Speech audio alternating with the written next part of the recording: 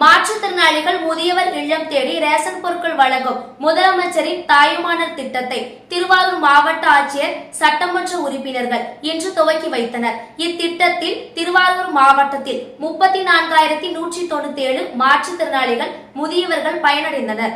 தமிழ்நாடு முதலமைச்சர் மு.க.ஸ்டாலின் வயது முதிர்ந்தோர் மற்றும் மாற்றுத்திறனாளிகளுக்கு ரேஷன் பொருட்களை அவர்களின் இல்லங்களுக்கு வழங்க சென்னையில் முதலமைச்சரின் தாயுமானவர் திட்டத்தை தொடங்கி வைத்தார்.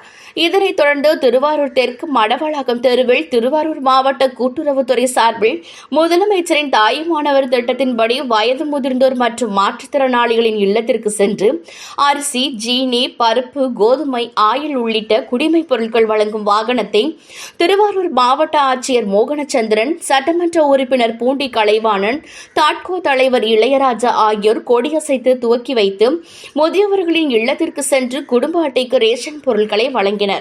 திருவாரூர் மாவட்டத்தில் மாற்றுத்திறனாளிகள் 2,479 மற்றும் முதியோர்கள் 31,718 என 34,197 பேர் பயனடைகின்றனர்.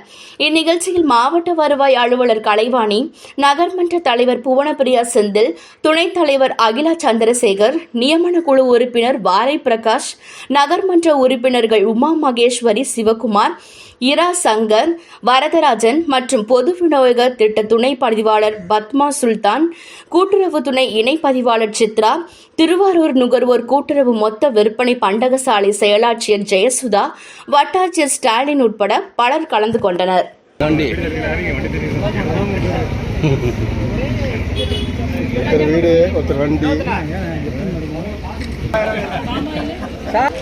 Okay sir.